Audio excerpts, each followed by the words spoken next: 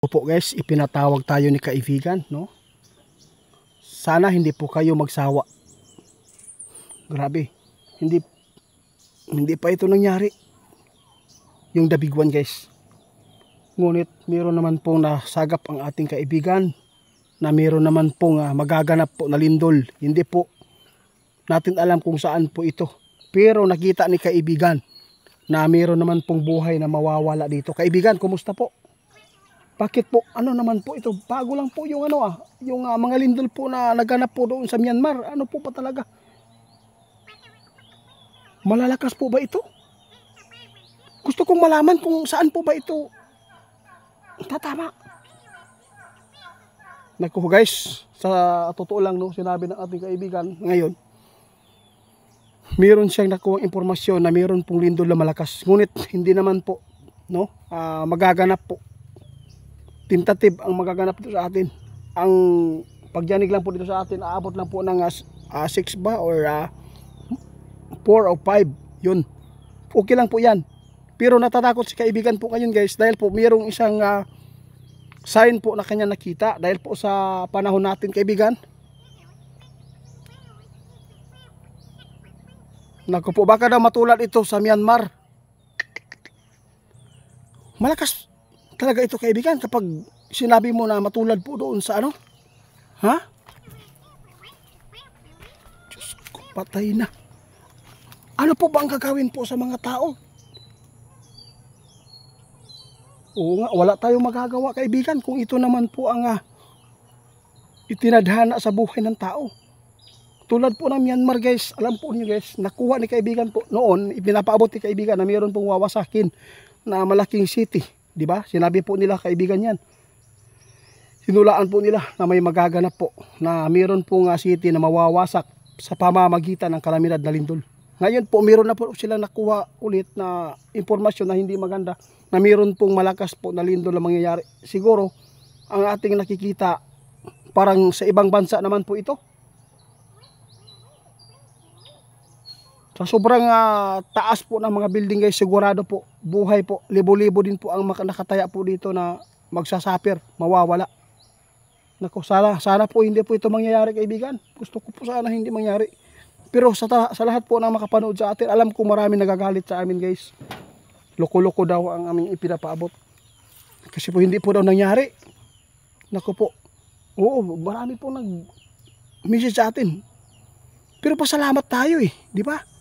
Yun po ang nais natin dyan. Kaya hindi nangyari. Kasi ipinagdasal po ng tao. Nang tayo ay nakapagbigay po ng paabot. Huwag po kayong magalit kung hindi po dumating. Ngayon po, meron naman po nakita si kaibigan na buhay na naman po, libo-libo ang mawawala dito. Dahil po sa nakita po ng impormasyon, dahil po sa panahon natin. Pero buti na lang hindi po nakita ni kaibigan yung Pilipinas na tatamaan po ng 7.7. Ang delikado pag tinatamaan po yung malalaking mga syudad tulad ng Cebu, Davao at saka doon sa Manila, sigurado maraming buhay po ang mawawala dito. No? Sana ipagdasal po natin na hindi po sana ito mangyari dito sa ating bansa at sana hindi po ito mangyayari sa ibang bansa. Ang dapat po natin, kung sino man po ang dapat po mawala sa mundo ito, yung mga taong masasama. Kailan na po ninyo ito na laman po kaibigan? Kahapon pa lang guys, no? Kasi nagpapatuloy po ang kanilang pagbabantay po sa atin. Hindi lang po P-Blocks ang nagbabantay po ngayon. Pati yung mga kaibigan po nating 20. Sana po marami pang makapanood sa atin para po makapaganda sila. Sa lahat po ng sa lahat po ng mga OFW dyan sa ibang bansa ngayon, kung saan po part ng dinadaanan lagi ang inyong mga tinatrabahuan po ng mga lugar, no, karang gitamaan piminti og lindol magamping piminti diha. Ayaw mo kung sana no, hindi po kayo payag na doon kayo sa taas po mag-stay. Mas maganda po dito lang po kayo sa ground magtulog para kung sakali man may pagyanig, agad-agad kayo makalikas at agad-agad kayo makalabas po sa building na. Kasi pag dito ka sa taas po, nandun ka sa taas, nakapwesto, nakatulog, mahirap kung ilang palapag po ang dadaanan mo para po makababa ka sa ilalim o sa lupa. So, Diyos ko. yun po ang kanyang payo ni kaibigan. Marami pong mga disgrasya guys na pwede natin maiswasan. O yun po. No? Kung itinadhana po talaga sa buhay ng tao, wala po tayong magagawa dahil po ang Diyos po talaga ang nagbibigay ng pasya. Kaya magpapasalamat po ako dahil po meron na naman po tayong naipaabot sa inyo. Sana po ay hindi po kayo magalit kung ito man po ay lagi pong binabanggit ng ating kaibigan yung nabiguan, kasi hindi pa nangyari po yan dito sa atin. Natakot si kaibigan, baka po madaanan tayo. Ano na lang po, no? Sakit. Tulad po noong nangyari noong Pablo, ilang libo yung namatay doon sa Mindanao, dito sa amin.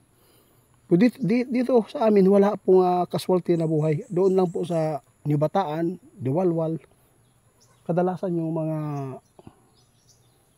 mining area, di ba? Balikan ko kaibigan sa lahat ng makapanood sa atin, paki-share po sa lahat po ng mga OFW dyan. Mag-ingat kayo dahil po meron po nakita si kaibigan na meron naman pong malakas na lindol na magaganap at buhay na naman po ang mawawala dito. Nagpapasalamat po tayo kay kaibigan. Huwag po kayong magalit dahil hindi naman po ito hindi naman po kami nagpapakita ng kabastusan dito at hindi naman po masama yung aming pakay, no? Kasi sa tingin po ninyo guys na gawa-gawa ito, wala po kami magagawa kung yan po ang iniisip nyo. Basta sa amin magpapatuloy po kami sa aming ginagawa na ikakabuti po ng kapwa ng tao, di ba?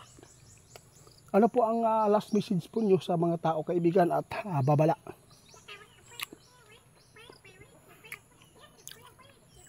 Tamis.